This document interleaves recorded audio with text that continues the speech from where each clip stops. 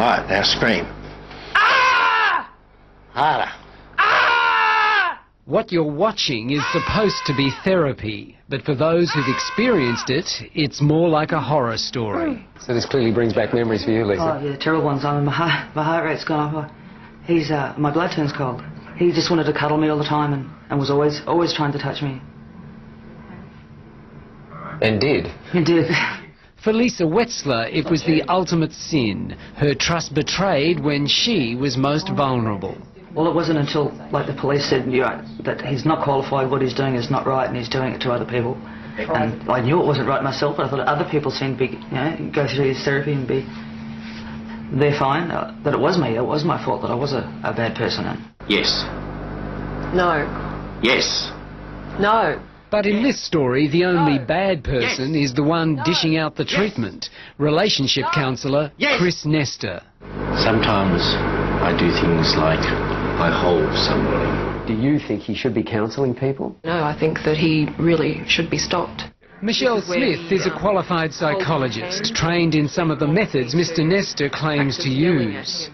Here he's describing how he wants to wrestle with me on the floor and sort of hold me and trap me so that I can wrestle against him. And the point of that was to... Well, supposedly that by fighting against him it would help bring out some inner rage that I was controlling. Armed with a hidden camera, Michelle posed as a woman needing marriage counselling.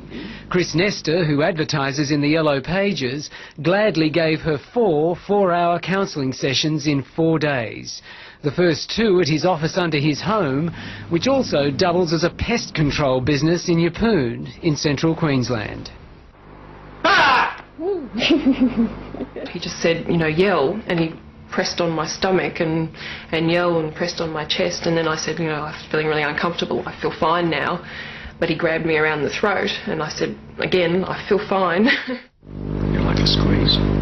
At one stage he put a sensor on my thumb to test, I think, my heart rate, and told me to close my eyes and started to touch me, run his hands up the inside of my legs. And what was going through your mind? Oh, I was petrified. I had no idea, but he told me that these feelings were the ones that I had to get rid of, that it was wrong, that I should be comfortable for him to touch me anywhere. Lisa went to see Mr Nestor fearing she may have postnatal depression. When did this become too much for you? When did you start to realise that this was wrong? When he put his hand in my pants and touched my vagina, and then told me that I'd probably been molested by my father, by my family members. For Michelle's last 2 counselling sessions, Mr Nestor came to her hotel room, where he drank wine and persisted in asking Michelle to wrestle with him. What he doesn't realise is that we are in another room waiting to confront him. Well, Mr Nestor, I think we've seen and heard enough here. Would you like to release Shelley and explain to us how what you're doing here constitutes therapy? We're from Today Tonight. I'm Chris Allen. Would you like to explain to us what you're doing here, how this amounts to therapy? How on earth, just rolling around on a bed with someone, going to help this poor woman who's supposedly having trouble with her husband, with her relationship? I can explain this to you, but I'm not prepared to at the moment. Well, why is that? I think he's just a sicko. I don't know if I'm supposed to say sicko, but he's just a sicko. Mark is Lisa's brother. He also paid Mr Nestor for marriage counselling until Mark couldn't cope with the treatment.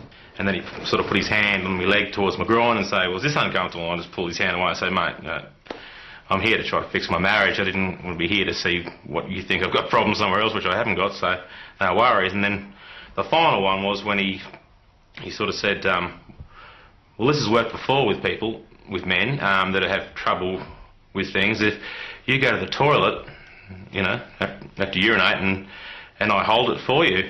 And I sort of said, no, mate, that wouldn't work at all. I think that's it for us now, and see you later. And that was about it. Isn't it true, though, you just get off with rolling around on the bed I'm with not your getting patient? off with anyone. I'm not getting off with anyone. I was holding someone for rage work. I'm not aware of any approach to therapy that would see that as normal practice. Jim Crawley is national president of the Psychotherapy and Counselling Federation. When we showed him the evidence, he was appalled by Mr Nestor's behaviour. I think you'd have to work fairly hard to convince me that what I saw in that tape is appropriate and orthodox therapy. Very hard task. So, Mr. Nestor, you've never taken advantage of anyone? I don't believe so, no. But you pleaded guilty to sexual assault 4 years ago. Yes. Sexually assaulting one of your patients. I pleaded guilty because I didn't have the money to defend it. So basically, he sexually assaulted you and said that you should be able to accept that. That was I should be comfortable with it. Police asked Lisa to press charges, which she did, and Mr. Nestor pleaded guilty. He was fined and immediately returned to counselling. I just think it's just not fair. All that I went through was for nothing, for him to keep doing this and keep interfering with people's lives and ruining people's lives. They said I've just been hanging in there. As I said, I'm just overcoming it now, but I've had to do that, I said, on my own. Many people who seek treatment, whether it is from psychiatrists or psychologists, many people who are disturbed have difficulties. But we don't go to a psychologist or a counsellor expecting to be touched up. I haven't touched anyone up. I'd have concern about a therapist seeing clients in a hotel bedroom, particularly with therapist or client being on the bed. I would have concern about a therapist drinking alcohol, encouraging a client to drink alcohol during a session. Jim Crawley says his organisation forbids any kind of physical contact with clients. But Mr. Nestor is not a member of any professional body, so no one can stop him practising. In fact, Isn't the truth that you're just a charlatan? You have no qualifications whatsoever. That's not true. Well, you What are sprout the this pop psychology that you've got out of books. What qualifications do you have? I was a registered psychiatric nurse with 3 years training with that. Mr. Nestor says he trained at an Adelaide university, but he doesn't have a degree. And no government, state or federal has any plans to regulate therapists like him. I think that he is quite dangerous, and I think that really the whole industry needs to be better regulated so that people like him aren't posing as therapists or a counsellor, because somebody like him gives the whole profession a really bad reputation. Well, why is it that you're not a member of any professional body or organisation? I don't believe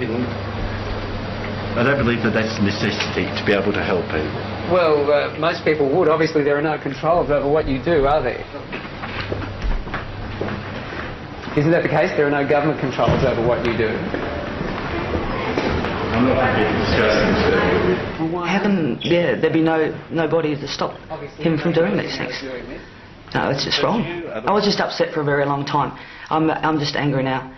As I said, I don't get as upset about it as what I did. I'm just angry that he can still go and do this.